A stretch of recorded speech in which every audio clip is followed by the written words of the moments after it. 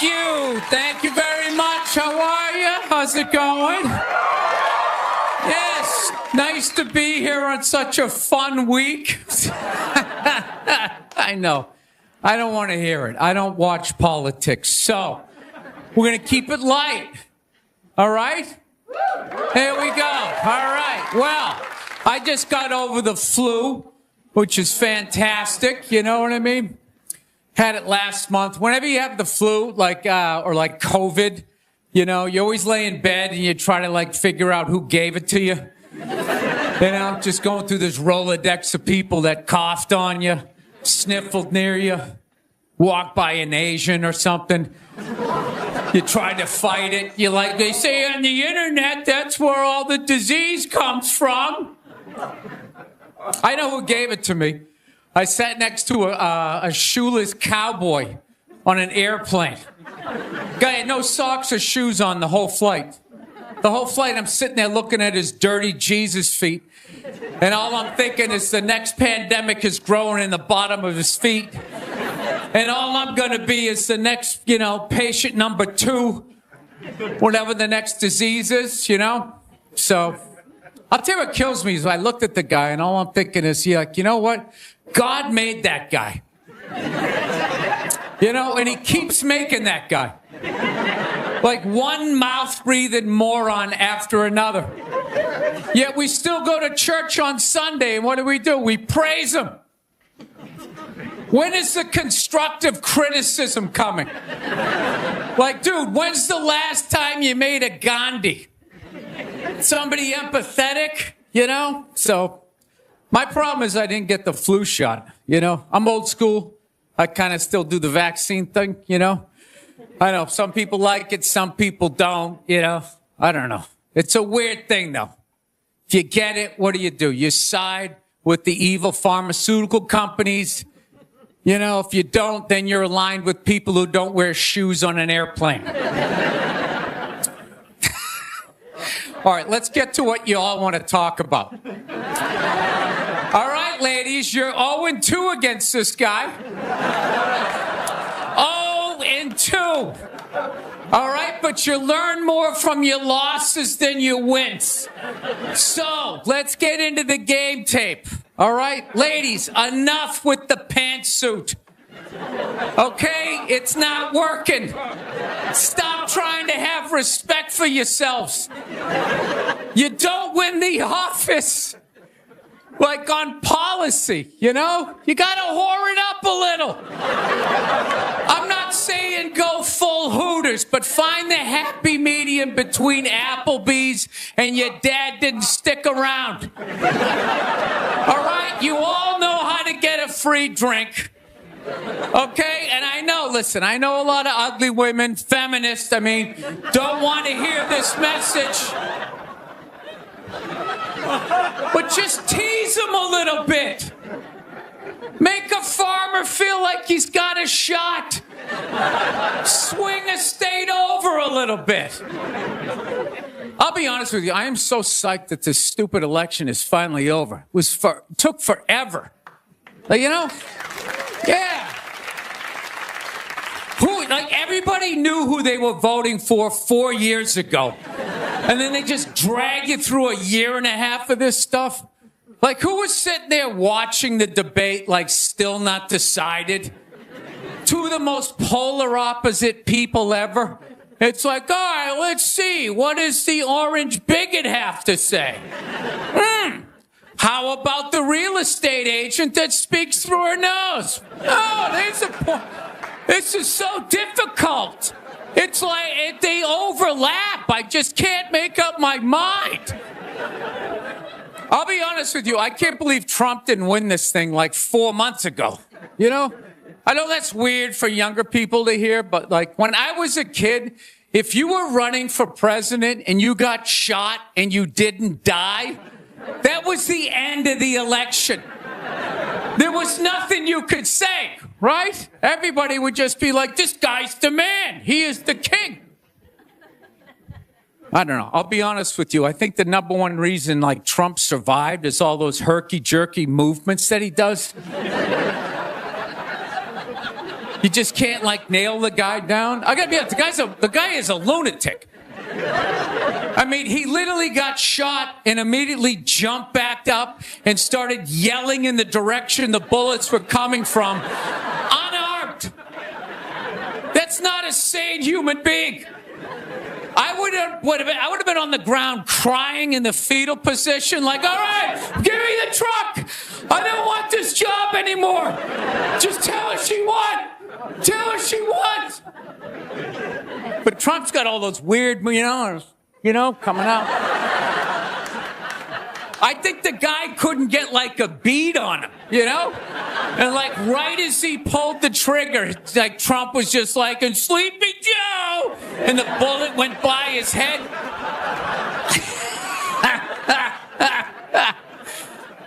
My favorite part of the campaign, though, was when Trump went to McDonald's. Wasn't that amazing? That's the only time I've ever seen that guy truly happy.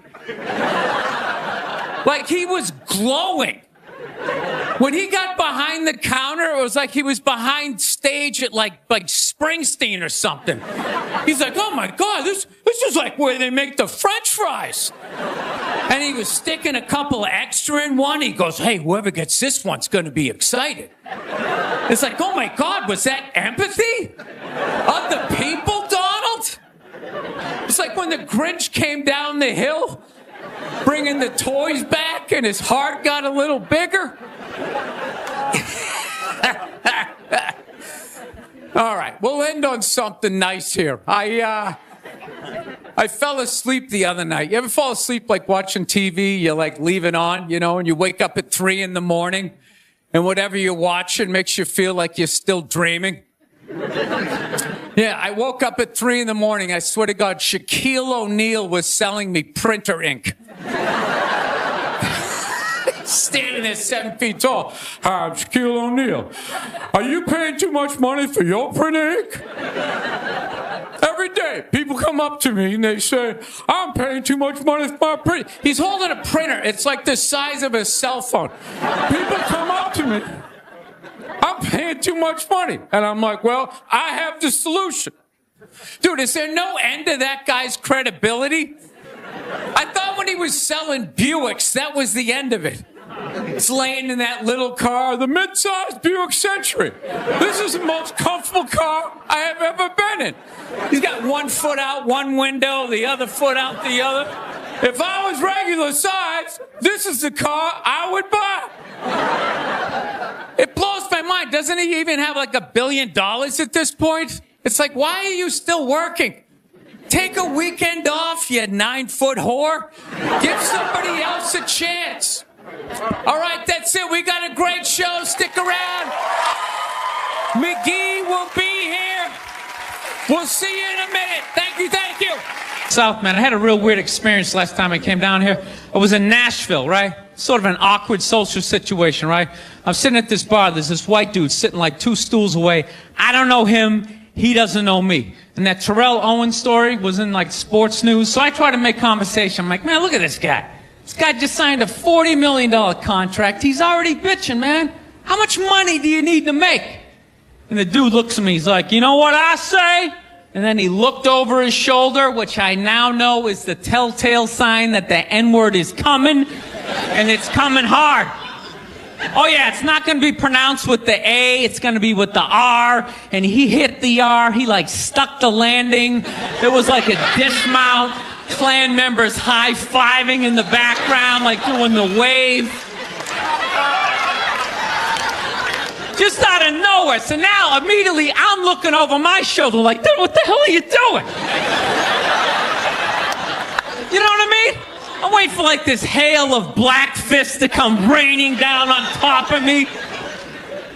I hate when people do stuff like that. That dude made me part of like a potential ass kicking that I had nothing to do with. You don't do shit like that. He just had that word, hot potato, just threw it in my lap. Like, trying to pass it down to the next white dude. I hate when people do that, man. You know, it's like, dude, feel me out first. Ask some questions. Do you like to fish? Have you ever fucked your sister, right? I start rattling off answers, then you go old school. You give me a pamphlet, you tell me about your militia. Don't just dive into it. That dude was one of the angriest people I ever met. I should have known that word was coming, because he was just watching Terrell, right? And anytime I would bring up, look at man, that guy's talking trash, he would just like flip out. He won't shut up!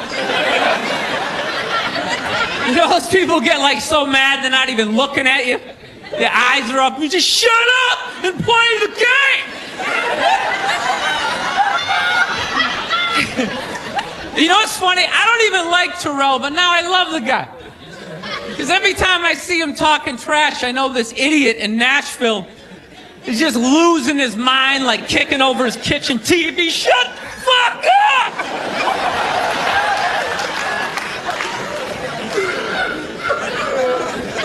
I like violence, man. I am. Not like when it happens to me or if I see it live. I like watching it on TV, you know? Watching people, you know, get attacked by animals. Just get blasted in the face or something, you know? Like, I'm a huge sports fan. You know my favorite, like, moment of, like, the last year was in sports? That Detroit Piston, Indiana Pacer bench clearing brawl. Wasn't that great? That was one of the greatest things I've ever seen. I was so confused when I watched ESPN that day. They were like, that was absolutely disgraceful. Basketball fans, they just must be... I'm sitting there looking like, I'm a basketball fan. I loved it. I thoroughly enjoyed watching out-of-shape civilians get the shit kicked out of them by professional athletes. It was fascinating. And I think as sports fans, we kind of had it coming, right? Because how many times you gone to a game, right? You got a little too drunk, you started screaming at some dude on the field who could clearly kick the shit out of you, right?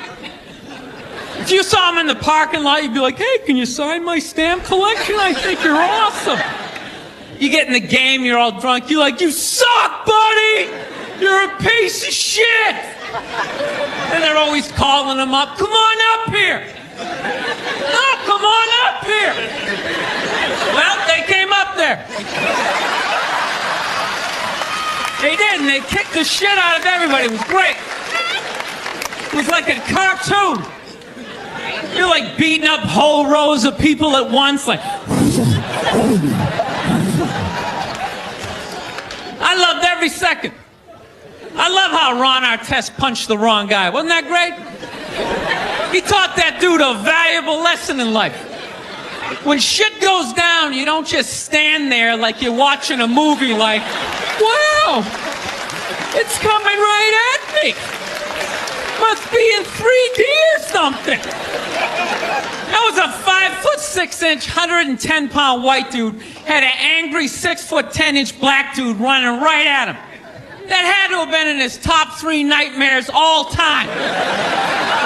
Right behind getting his dick cut off and being lit on fire. And he just stood there. He's like trying to explain himself. Well, I still have the liquid in my cup, so there's no way I could have... It's an idiot. And I gotta be honest with you, too. People went too hard on that Clippers guy, man. I'm telling you. For an 80-year-old white guy, that wasn't that bad. All right? Dude, he didn't drop the N-word once. That's unbelievable for an 80-year-old white guy. The N-word should have been carpet bombed through that whole tape. He never said it once. And if you go back and listen to that tape, I'm telling you, go back and listen to it. Other than Instagram, he's pretty fucking liberal. He's like, you can hang out with them, you can have sex with them, just don't promote it on Instagram. It was the weirdest, most compartmentalized, like, racism I ever heard in my life. Something about Instagram, I didn't get it. Other than that, he was wide open. You can make a snowman with them, go to a water park, rub your bellies together. Just don't promote it on Instagram. Hey, what about Facebook? I don't give a fuck about Facebook. Keep it off of Instagram. Yeah. Dude, you understand? The guy's 80 years old. Do the math. This dude was born in 1934. That's 13 years before Jackie Robinson broke the color barrier. First 12 and a half years of this guy's life, he watched all-white baseball, and it was fine. First 12 and a half years. Up next, Whitey Willoughby. There's a line shot out to Peter Peckerwood. What a catch! Unbelievable into Chris Cracker. What a great day. What a great day for a ball game. White baseball, white players. Dude, his parents were part of the generation that finished off the genocide of the Native Americans. All right? That's who taught him his ABCs. Telling you, you can live too long. You can live too long. I'm telling you. You wear out your welcome.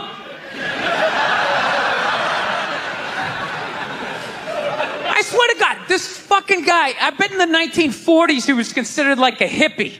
You know? Just walking around, hey, you can hang out with them. You can have sex with them, man, you know? His dad's getting all pissed off. Let me tell you something, see? You stay with your own. Hey, you stay with your own.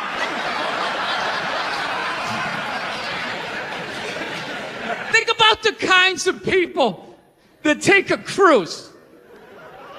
These aren't forward thinkers.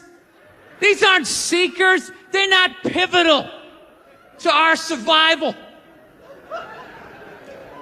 You ever hear somebody coming back from a cruise? It's one of the worst stories you're ever going to hear. Because they don't do shit. They don't want to travel to another country, interact with the new culture, try to figure out the train system or the money. All they want to do is just sit on a fucking boat. Just drinking, that's all they want to do. All right? Worst story you'll ever hear. Hey, how was your cruise? Oh, it was great. I was fucking laying there. There was a DJ over here on the 1 and the 2 wooka wooka thing, right? And then they had this chocolate fountain. It was like a fountain, but it was chocolate. And you stuck the toothpick in the food, and you stuck it in the chocolate, and you stuck it in your mouth. And then you'd be like, I want another drink. And they bring it all, you drink it, it dribbles down, and it gathers in your navel, and you punch yourself. You get in your mouth. Then every day around noon, we'd line up for lunch. What's for lunch? We don't know. We don't make decisions. Whatever they give us. Been in a bad mood all day, man. Got in a fight with this girl the other day. You ever meet somebody like within like the first couple of minutes of them meeting you, they feel like they can like sum you up? Just like, you know what your problem is? You know, you just have like the urge just to take their head and just mush it into whatever they're eating, you know? You ever have crazy thoughts like that? Can you relate on any level? You never have like urges? You ever drive down the street and see like 30 people up on the sidewalk and you just think, right? You don't do it, you just think it. That's what separates the psychos from the functioning psychos. Yeah, psychos, they just do it. All right, that's a good idea. They get the wipers going, they make a day out of it, right? But a rational person, you like think it through. You start going, you man, if I just leave my hand right here, nobody knows who I am. I move it 2 degrees over here. I'm on the cover of Newsweek. I'm instantly famous. Right here, no one knows me. Like, hey, Bill, you want to go to the cookout? Maybe you could bring that potato salad you brought last year. It was such a big hit. One of the most horrific scenes we've seen in years. bodies just strewn about. You know, Amy's gonna be there. She's still asking for you. You should ask her out. No indication he even tried to stop. Seriously, you're getting older. Put your hands on the dashboard. Put them on the dashboard. You have those? All right.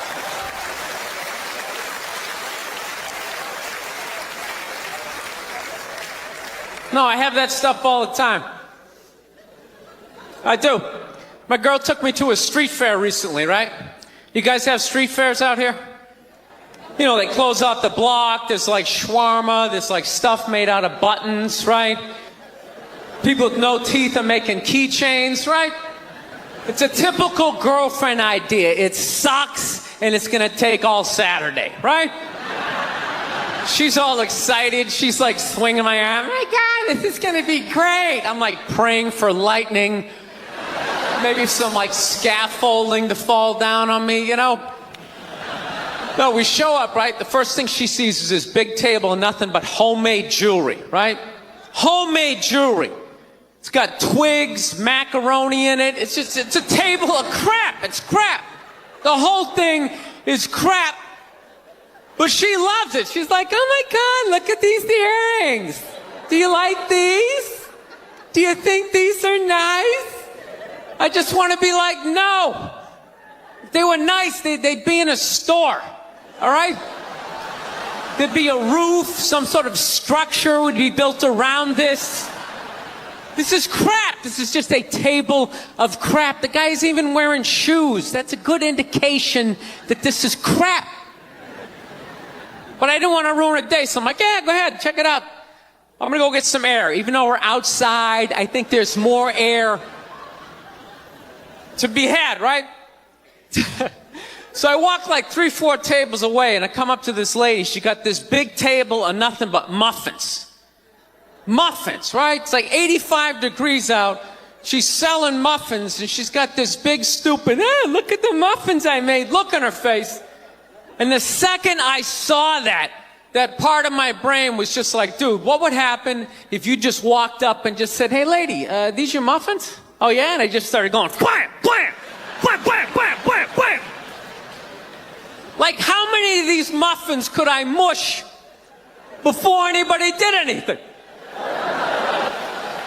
I mean, realistically, I think I could have got the whole table. Because even if you saw me doing that, it would take at least 5 to 6 seconds to process. Like, did they say he could do that? Is it like a game? Do you eat the muffin off your fist? That just seems like a waste of pastry. You know, there's no security at a street fair. There's no bouncer staying there. He's mushing the muffins. Okay, I'm on it. Sir, we're going to have to ask you to leave. And they just choke me out. So I just started thinking of the horrified look on this lady's face as I started slamming these muffins.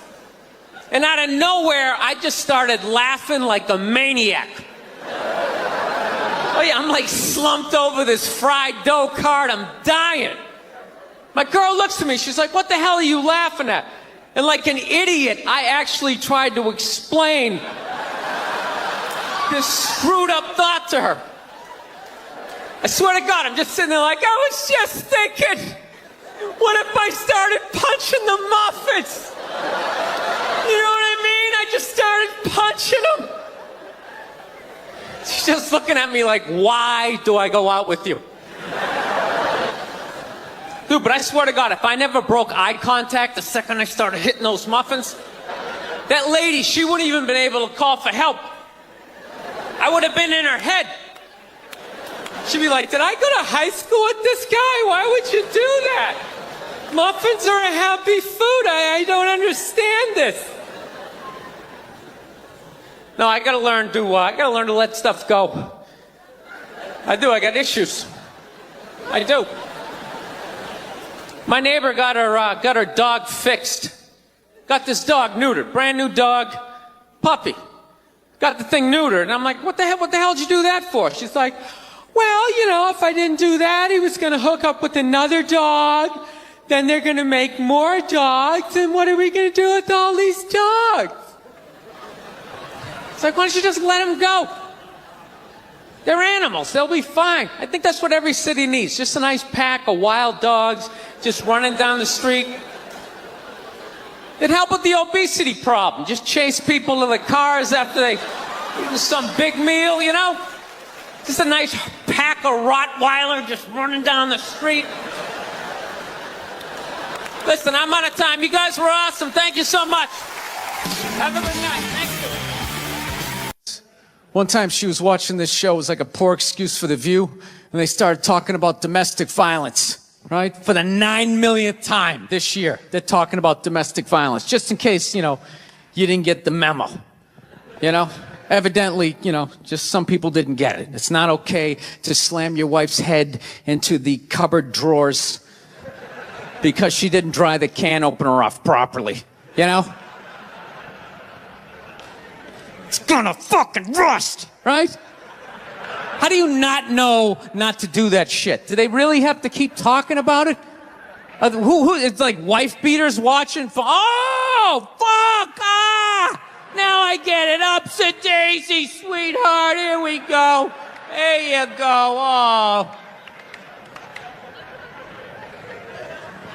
So at the end of the hour, they come to the logical conclusion. They're like, there is no reason to hit a woman. There is no reason to hit a woman. And I was just like, really? I could give you like 17 right off the top of my head. You could wake me from a drunken stupor, I could still give you like 9. Dude, there's plenty of reasons to hit a woman. You just don't do it. But to sit there and suggest that there's no reason. Dude, the level of ego behind that statement. What are you, levitating above the rest of us? You're never annoying? Women, how many times have you thought about slapping your fucking guy in the head this week? There you go. Every day. You didn't do it, right? Oh, dude, it drives me nuts. There's no reason. There's no reason. Really? No reason? How about this? You marry a girl, you fall in love, you buy her a house. You go to work every day, paying off the house. You come home one day, she's banging the next door neighbor, hands you divorce papers. You gotta move out, sleep on a futon, and still pay for that house that she's gonna stay in. No reason. I'm not saying you should do it, but there's plenty of fucking reasons in that arc of a story. No, that's the thing. Really is. That's the thing. I hate that saying there's no reason. Obviously, I'm not saying to hit a woman, But saying there's no reason, I think that's crazy. When you say there's no reason, that kills any sort of examination as to how two people ended up at that place. If you say there's no reason, you cut out the build-up, you're just left with the act. How are you going to solve it if you don't figure it out? Look how awkward it is in here right now. I said you shouldn't hit a woman. I'm just saying, how come you can't ask questions? You can only ask questions about what the guy did. You can never ask about the woman. Why is that? Why is that? What is that? What does answer him right mean? What does that mean? Are you the idiot who got up halfway through the special during the bit and you're like walking around like I'm not fucking taping a special here? What's wrong with you? What's wrong with you? Fucking had to ignore all of that and now you're gonna like yell out? And not only that, yell something that makes no fucking sense whatsoever? Answer him! Answer him! Every fucking special I do, there's always one. Always right down the fucking middle. Talking about hitting women, sweetheart. And I think you just added another reason. Jesus fucking Christ. I love this. I'm not even in a relationship with her, and she's fucking nagging me.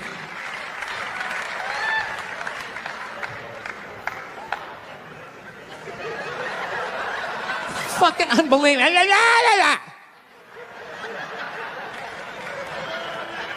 Look, I understand hitting a woman's a bad thing, okay? Well, how come you can't fucking ask questions? I just don't understand. Like, if I get bit by a rattlesnake, wouldn't you guys have some questions? Right? How did it happen? Did you not see it? Were you fucking with it?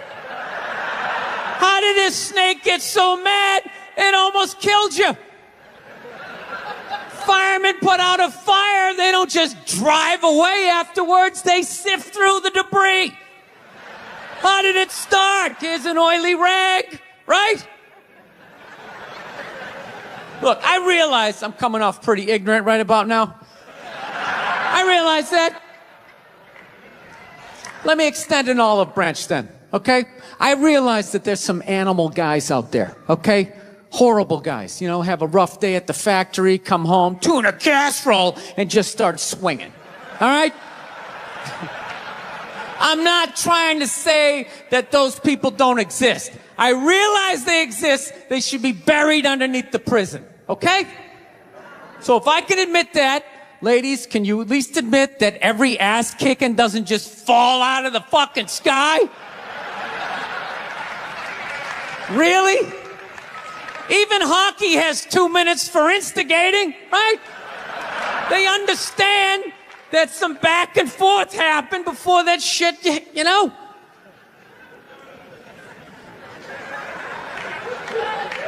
You know what it is? It's every case is handled like that Rihanna one, where they just say, the guy's a piece of shit, fuck this guy, blah, blah, blah, send him to jail, and then they never ask anything about that. You know, I'm not saying he should have done it, but I'm just saying. I'm just saying, dude, in your heart of hearts, what do you think was going down before that happened? You think she was just sitting there going, oh my God, Baskin Robbins, you want to get some ice cream? And he fucking,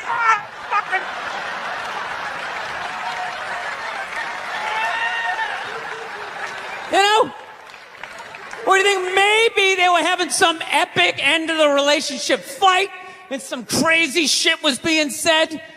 Maybe she was screaming in his ear some crazy female shit like, go fuck all your friends, I don't give a fuck! Maybe that's why I sell more albums than you, motherfucker! Right? To be fair, she could have just been sitting there going, I need a tissue. Do you keep those in the glove box? Oh my God, I'll bring my out! I'll bring my out!